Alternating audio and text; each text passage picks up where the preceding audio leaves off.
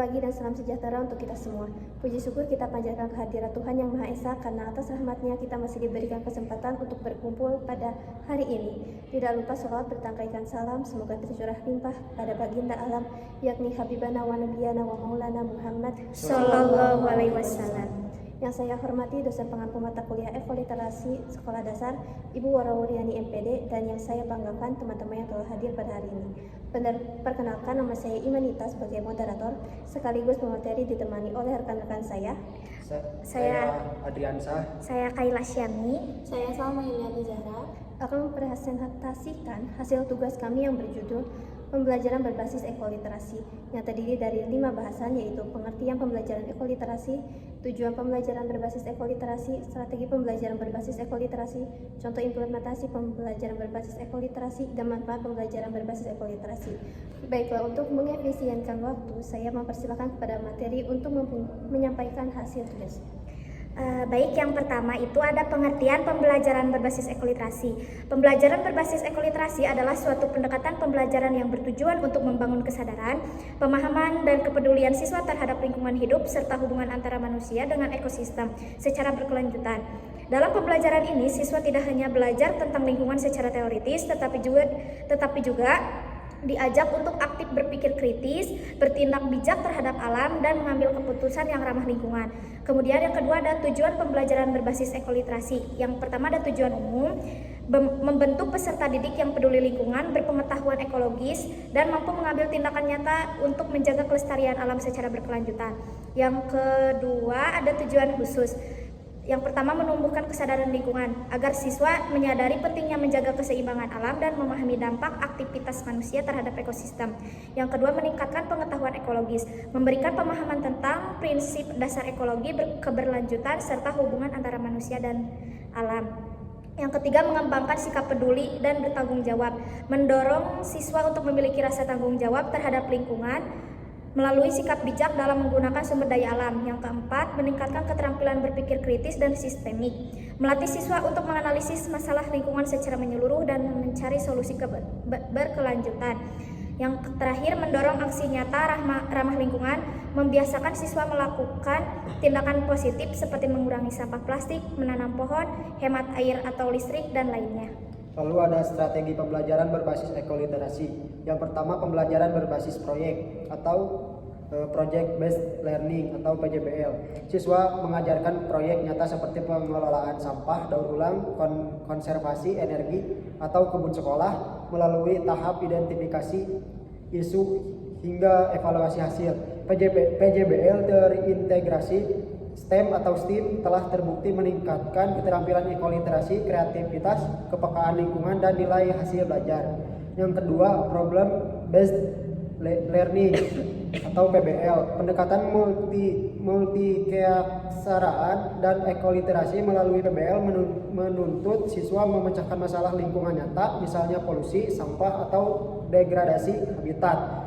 Model ini membantu siswa menyadari pentingnya menjaga lingkungan, memahami ekosistem, dan mengembangkan sikap sebagai ecological citizen.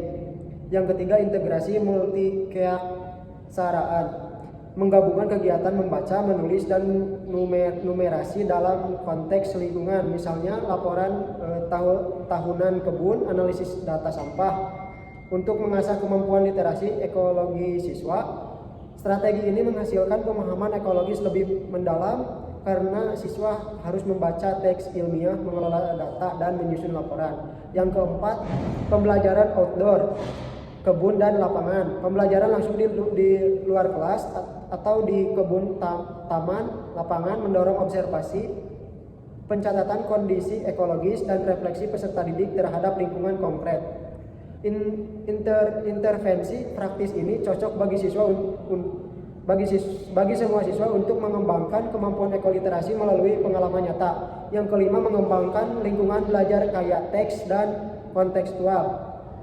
Ciptakan lingkungan kelas atau school signage yang kaya teks berorientasi lingkungan, mural, poster, label tumbuhan, grafik pertumbuhan, serta teks naratif dan prosedural tentang isu ekologis.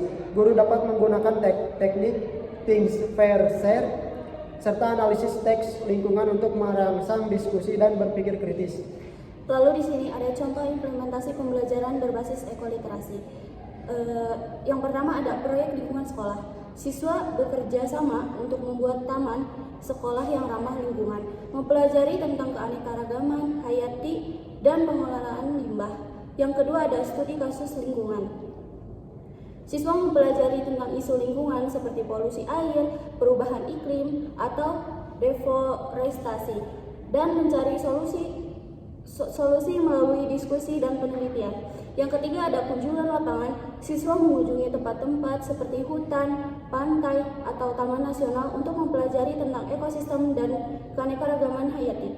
Yang keempat ada pembuatan kompos. Siswa mempelajari tentang proses pembuatan kompos dan manfaatnya bagi lingkungan, serta membuat kompos sendiri di sekolah. Yang kelima ada penggunaan teknologi. Siswa menggunakan teknologi seperti aplikasi atau perangkat lunak untuk mempelajari tentang lingkungan dan mengembangkan solusi untuk masalah lingkungan. Yang keenam ada kerjasama dengan komunitas. Siswa bekerja sama dengan komunitas lokal untuk mempelajari tentang isu lingkungan dan mengembangkan solusi yang berkelanjutan.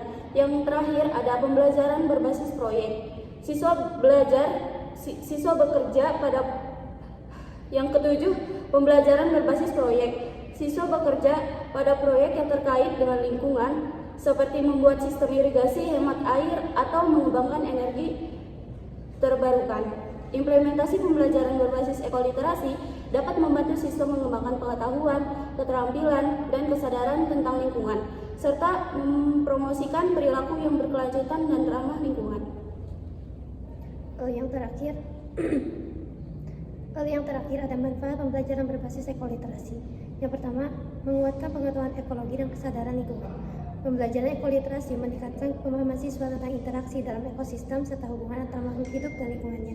Siswa mengembangkan kesadaran kritis terhadap isu lingkungan global seperti perubahan iklim, polusi, dan konservasi sumber daya melalui pendekatan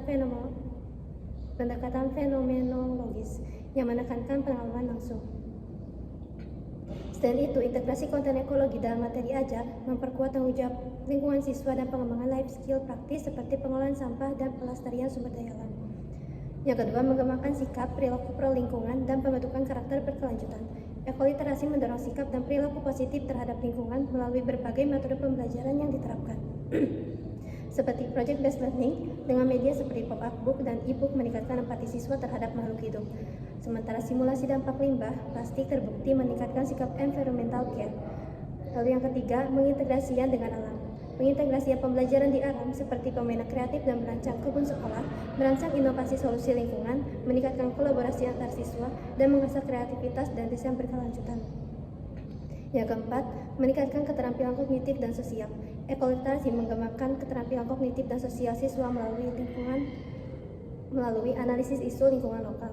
Pendekatan ini melatih kemampuan pemecahan masalah kompleks yang relevan dengan kehidupan sehari-hari, sekaligus memperkuat interaksi sosial melalui diskusi dan kerjasama dalam mencari solusi. Yang terakhir, mendukung untuk pembangunan berkelanjutan. Implementasi ekoliterasi di sekolah dasar mendukung pencapaian SDG 4 pendidikan berkualitas dan SDG 13 penanganan perubahan iklim.